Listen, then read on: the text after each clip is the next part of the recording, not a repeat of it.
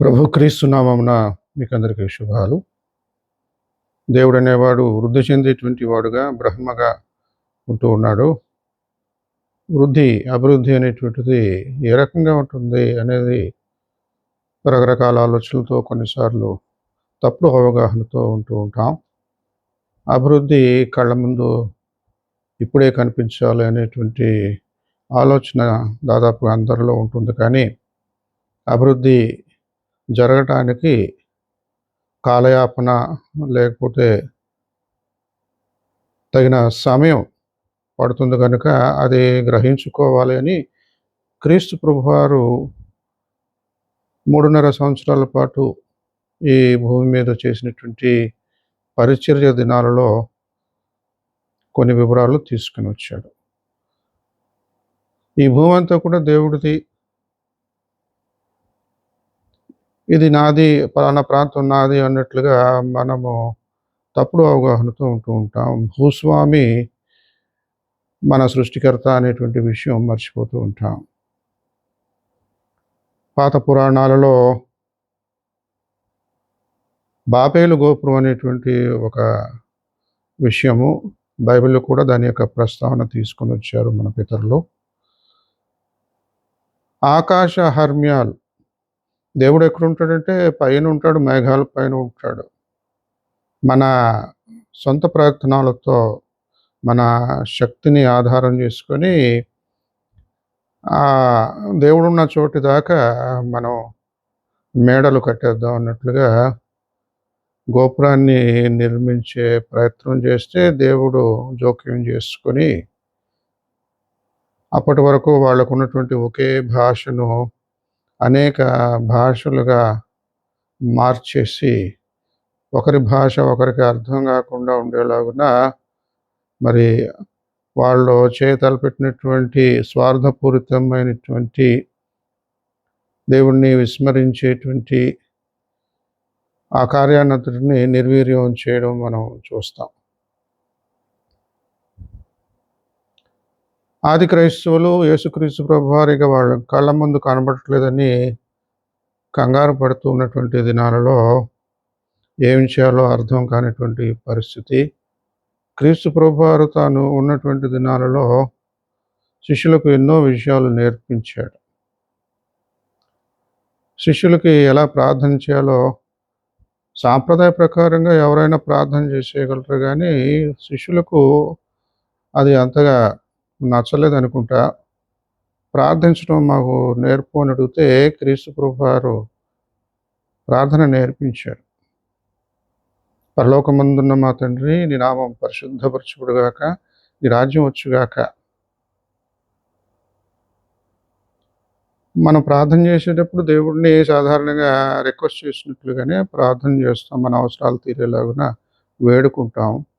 కానీ ఇక్కడ ఈ ప్రభు ప్రార్థన చాలా విశేషమైనదిగా ఉంది. ఆజ్ఞాపించేటువంటి మాటలాగా ఉంటుంది. నీ రాజ్యం వచ్చుగాక, నీ చిత్తం పరలోకమందు ఎలా జరుగుతుందో ఇక్కడ భూమి మీద కూడా అలా జరగాలి. నిజమే, క్రీస్తు ప్రభువారు ఏమై ఉన్నాడు అంటే ప్రభువుగా ఉన్నాడు, రాజ్యాధిపతిగా ఉన్నాడు, రాజ్యాన్ని ఏలేవాడుగా ఉన్నాడు. ఎక్కడుంది రాజ్యం? ఈ భూమి అంతా కూడా క్రీస్తు ప్రభువారిదే. ఆయన చేసిన నేరం, నేను రాజుని, యూదులకు రాజుని అని పిలుస్తున్నావు కదా, ఇది తప్పు కదా. రోమా చక్రవర్తిలో మేముండగా రాజు అనే పేరు ఎక్కడ వినబడకూడదు, కనుక నువ్వు శిక్షార్హుడు అన్నట్లుగా శిలువ శిక్షకు గురి చేశారు. మన దేశంలో ఆచార్య వినోబా భావే భూదానోద్యమాన్ని మరి చక్కగా సమర్థవంతంగా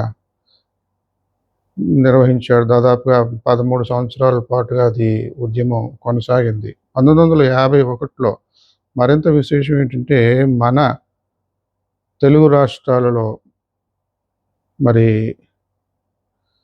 ఒకానొక గ్రామంలో ఈ ఉద్యమం ప్రారంభించబడింది. పోచంపల్లి అనేటువంటి గ్రామంలో, నంద్యాల డిస్ట్రిక్ట్, 1951లో.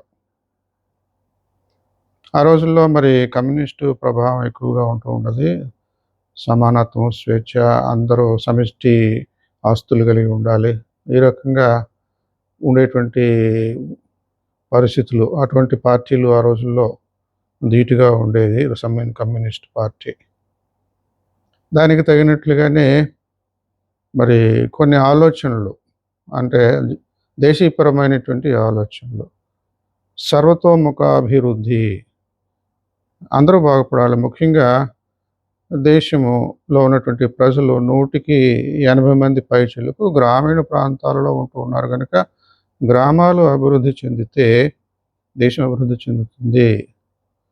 ఆ విధంగా మరి సర్వోదయ అనేటువంటి ఉద్యమం మరి అందులో భాగంగా భూదానోద్యమం అని చెప్పేసి ఈయన ప్రారంభించాడు. ఏమిటనంటే అక్కడ పోచంపల్లి గ్రామంలో ఆయన వేరే మీటింగ్ విషయమై వస్తే అక్కడ ఉన్నటువంటి పేద కుటుంబాల వారు వాళ్ళ దగ్గరకు వచ్చి, అయ్యా ఇది పరిస్థితి, మాకు సుమారు 80 కుటుంబాలు ఉన్నాయి. 80 కుటుంబాలకి 80 ఎకరాలే ఉన్నాయి. ఇవి సరిపోవట్లేదు. అది బంజరు భూమిలాగా సాగు చేయడానికి యోగ్యం లేనటువంటి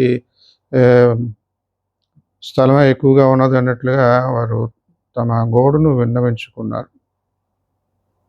మరి కమ్యూనిస్టు భావం ఇటువంటి ప్రభావం అవన్నీ కూడా ఆ రోజుల్లో ప్రభావితం చేస్తున్నటువంటి దినాల్లో మరి ఒక చక్కటి ఆలోచన వచ్చింది. అక్కడ ఉన్నటువంటి భూస్వాములు, భూమిని గెలిచినటువంటి వారు భారతదేశానికి మరి 1947లో స్వాతంత్రం వచ్చినప్పుడు దాదాపు 500 పైచిలుకు రాజ్యాలు ఉండేవి. రాజ్యాలని పిలవడానికి వీలు లేదు. ఎందుకంటే సామ్రాజ్యంలో రాజులు ఉండకూడదు, రాజ్యాలని పిలువబడకూడదు కనుక మరి సంస్థానాలని సాధారణంగా పిలువబడుతూ ఉంటాయి.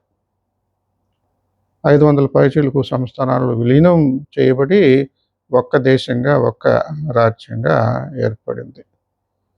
భిన్నత్వంలో ఏకత్వం అనేది అక్కడి నుండి మనకు స్పష్టం అవుతూ ఉంది. అంటే కళ్ళ ముందు కనిపిస్తూ ఉంది. అయితే ఇక్కడ క్రీస్తు ప్రభువారు పరలోక ప్రార్థన నేర్పినప్పుడు, నీ రాజ్యం వచ్చుగాక, నీ చిత్తం పరలోకం మీద నెరవేర్చినట్లు భూమి మీద నెరవేరునుగాక అని మనం చాలా ధీమాగా ప్రార్థన చేయాలి. ఆ రకమైనటువంటి అవగాహనతో ఉండాలి. ఎంతసేపు పరలోకం అనేటువంటిది ఇంకో చోట, వేరే చోట అన్నట్లుగా కాకుండా అది ఇక్కడే మన మధ్యలోనే దాన్ని చూడగలగాలి, అనుభవించగలగాలి అన్నట్లుగా క్రీస్తు ప్రభువారి యొక్క బోధలు. తన శిష్యులలో ప్రధానమైనటువంటి పాత్ర పోషించినటువంటి పేతురును మెచ్చుకొని ఒకానొక సందర్భంలో, పరలోక తాళ్లపు చెవులు నీకు ఇచ్చేస్తున్నాను, నువ్వు ఇక్కడ ఏది మూస్తావో అక్కడ మూయబడుతుంది, అక్కడ ఏది మూయబడుతుందో ఇక్కడ మూయబడుతుంది అన్నట్లుగా మరి అంతటి ఆధిక్యతను తన శిష్యుడికి ఇచ్చాడు. ఆత్మీయమైనటువంటి అవగాహన చూసినట్లయితే ఆ రకంగా క్రీస్తును విశ్వాసంతో వెంబడిస్తే ఆత్మీయమైనటువంటి అవగాహనతో మరి ఇది మనం ప్రాక్టికల్గా చెప్పుకోగలము. ఏమిటి అంటే, నీ రాజ్యం వచ్చుగాక, నీ చిత్తం పరలోకం ముందు నెరవేర్చినట్లు భూమి మీద నెరవేరునుగాక. అంతేగాని మన స్వార్థంతో కొంతమంది మరి ధనికులు ఇంకా ధనికులైపోయేటువంటి స్థితిలో ప్రస్తుత రాజకీయాలు ఆ రకంగా మొగ్గు చూపుతూ సామాన్య ప్రజలను హింసల పాలు చేసేటువంటి విధంగా నేపథ్యంలో మనం ఉన్నాం ఇటీవల కాలం అంతా కూడా. కానీ క్రీస్తు ప్రభువారి యొక్క బోధ ఏమిటంటే, రాజ్య సువార్త. నేను పరలోకం నుండి వచ్చాను, నా తండ్రి నన్ను పంపించాడు. ఆ దేవుడి యొక్క ప్రభుత్వం వచ్చేస్తుంది. మనం కూడా 2024 సంవత్సరంలో చాలా ఉత్కంఠతో ఉంటూ ఉన్నాం. ఎలాంటి ప్రభుత్వం వస్తుంది, ఏ రకంగా ప్రజలు సంతోషంగా ఉండగలరు అని. పేతురు ఆ రకంగా ఆధిక్యతను పొందినవాడుగా ఉన్నాడు, కానీ ఇప్పుడు ప్రభువు వాళ్ళ మధ్య లేడు. ఆయన చనిపోయి మరణాన్ని గెలిచి పైలోకానికి వెళ్ళిపోయాడు. ఇక వీళ్ళ పరిస్థితి ఏమిటి, ఏ రకంగా ఇప్పుడు రాజ్య సువార్తను ప్రకటించగలమో, దాన్ని అర్థం చేసుకోగలం అనేటువంటి పనిలో పడ్డారు. అందులో భాగంగా నేను మళ్ళీ వస్తానని చెప్పినటువంటి యేసుక్రీస్తు ప్రభువారు ఇదిగో వచ్చేస్తాడన్నటువంటి ఒక కంగారులో ఆది క్రైస్తవులు, తొలి తరం వాళ్ళు వీళ్ళందరూ కూడా చాలామంది తమ భూముల్ని, ఆస్తుల్ని అమ్మేసుకొని ఉమ్మడి ఆస్తిగా పెట్టుకునేవారు. వాళ్ళకంటూ సొంత ఆస్తులు దాచుకోకుండగా సమిష్టి ఆస్తిగా ఉంచుకునేవారు. ఆ రకంగా మరి తమకు కలిగిన వాటిలో ఏదియు తనదని అనుకొనలేదు. వారికి కలిగినదంతయు వారికి సమిష్టిగా ఉండెను. ఈ రకంగా చేసినప్పుడు వాళ్ళకి ఉన్నటువంటి అవసరాలు తీరేలాగున మరి చక్కగా వాళ్ళ యొక్క అవసరానికి తగినట్లే ఖర్చులు పెడుతూ ఉండేవారు సమిష్టి. కానీ మరి ఆ బుద్ధి, ఆ జ్ఞానము, ఆ వాతావరణం మరి ప్రతి చోట ఈ భూమి మీద ఉండాలి. ప్రతి రాష్ట్రంలో కూడా అది ఉండాలి. భూదానోద్యమము మరి చక్కగా వృద్ధిలోనికి వచ్చి లక్షల ఎకరాలు సేకరించబడ్డాయి భూస్వాముల నుండి. మరి ఆ రకంగా చూసినట్లయితే పోచంపల్లిలో ఒకానొక యవనస్తుడు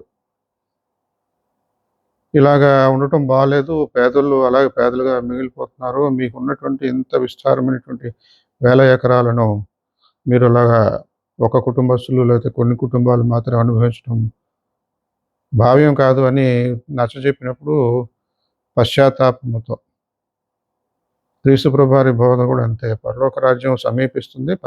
మారు మనసు పొందండి. ఆ రకంగా ఒక యవనస్తుడు ముందుకొచ్చి ఒక 100 ఎకరాలు అప్పటికప్పుడే దానంగా ఇచ్చేస్తాడు.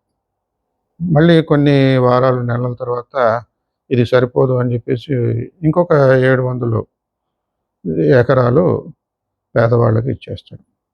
ఈ రకంగా ఆచార్య వినోబా భావే నిజానికి అక్కడ హైదరాబాద్ సమీపంలో ఉన్నటువంటి పోచంపల్లి గ్రామంలో మరి అక్కడ జరిగినటువంటి ఈ అద్భుతాన్ని ఊహించినటువంటి పరిణామానికి చాలా ప్రభావితుడై దేశమంతా కూడా ఇది ఉండాలి ఈ పరిస్థితి అని చెప్పేసి నెహ్రూ గారు పంచవర్ష ప్రణాళిక సలహాదారునిగా నువ్వు ఉండాలని చెప్పేసి ఆహ్వానం అందుకున్న తర్వాత అక్కడికి వెళ్ళటానికి కొన్ని వారాల పాటు సమయం పడుతుంది. ఈ ఆచార్య వినోబా భావే ఆ ప్రయాణాన్ని అక్కడి దాకా ఎలా సాగించాడు అంటే భూసేకరణ ఉద్యమంగా చక్కగా సాధించి అక్కడి దాకా వెళ్ళి అక్కడ ఆ మీటింగ్‌లో పాల్గొనడం జరిగింది. ఇక్కడ మరి ప్రస్తుత దినాలలో భూసేకరణ కాదు గానీ, భూ పంపిణీ ఉద్యమం అని చెప్పుకోవచ్చు. మన తెలుగు రాష్ట్రాలలో పాదయాత్ర మరి 1951లో ఆచార్య వినోబా భావే మార్గదర్శకంగా ఉంటే, మరి మన తెలుగు రాష్ట్రాల పాదయాత్ర కూడా చాలా ప్రభావితమైనటువంటి పనిగా మనం చూస్తూ ఉన్నాం. అది చరిత్ర పుటల్లో నిలిచిపోతుంది. అదేవిధంగా మరి ఈ మధ్య కాలంలో భూ పంపిణీ ఉద్యమం కూడా ఆంధ్ర రాష్ట్రంలో జరిగింది. చాలా విశేషమైనటువంటి చరిత్ర పుటల్లో నిలిచిపోయేటువంటి విషయం. నీ రాజ్యం వచ్చుగాక, నీ చిత్తం పరలోకమందు నెరవేర్చినట్లు భూమి యందు నెరవేరునుగాక. అది ఊరికనే ప్రార్థన కదా అని చెప్పేసి పెదాలతో పలకటం కాదు గానీ, పనుల్లో చూపించుకోవాలి. దేవుడి రాజ్యము ఆత్మీయమైనటువంటిది అని చులకనగా మనం తీసి పాడేస్తూ ఉంటాం. పరలోక రాజ్యాన్ని దేనితో పోలుస్తాను? ఆవగింజతో పోలుస్తాను. ఈ గింజలన్నిటిలో, విత్తనాలన్నిటిలో చాలా చిన్న సైజు విత్తనం అది. గుర్తింపుకి నోచుకోనటువంటి సైజులో ఉంటుంది. కానీ అభివృద్ధి అంటున్నప్పుడు ఆవగింజలాగా కనబడతా ఉంటది చాలా మందికి. విమర్శకులకు ఏదంటే వెంటనే కనబడిపోవాలి అభివృద్ధి. ఇదిగో ఏది చూపించు అంటే ఏం చూపిస్తాం? విత్తనం చూపిస్తాం ఆవగింజ. కానీ అది మొలకెత్తిన తర్వాత అది చక్కగా గుబురు చెట్టుగా మారిన తర్వాత ఆకాశ పక్షులు కూడా అక్కడ గూళ్ళు కట్టుకునేటువంటి అవకాశం ఉంటది. అభివృద్ధి అనేటువంటిది కొంతకాలం తర్వాత అది దాని ఫలాలు తెలుస్తాయి. అప్పటి వరకు గింజలాగానే అనిపించవచ్చు. ఇంకొక ఉదాహరణ కూడా క్రీస్తు ప్రభువారు చెప్పారు. అదేంటంటే పులియని పిండి.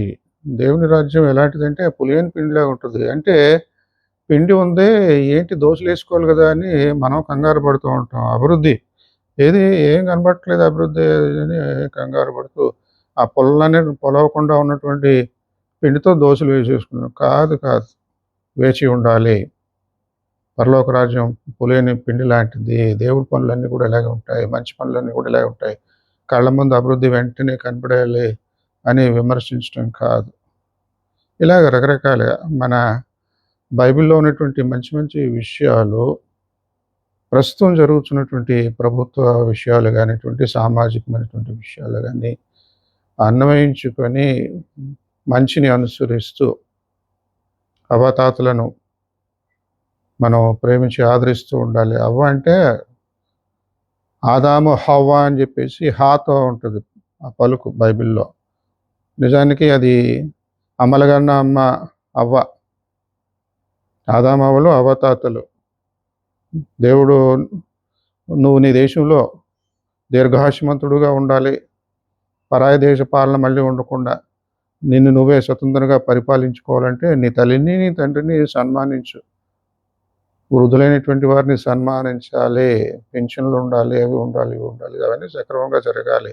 ఇలాంటివి ఎన్నెన్నో మరి 2024వ సంవత్సరంలో అన్ని రాష్ట్రాల్లో మన భారతదేశంలో మంచి జరగాలని మనం ఆ దేవదేవుడిని ప్రార్థిస్తూ మన వంతు ఏ విధంగా మన దేశ అభివృద్ధి కొరకు, రాష్ట్ర అభివృద్ధి కొరకు చేయగలమో అది తప్పకుండా చేసేలాగున దేవుడు మనల్ని బలపరచాలని మన అన్నదినంలో ప్రార్థనలో ప్రార్థిస్తూ దానికోసం కృషి చేస్తూ, చేయూతనిస్తూ ముందుకు సాగాలని ప్రేమతో తెలియజేస్తూ ఈ కొద్ది మాటలు ముగిస్తున్నాను.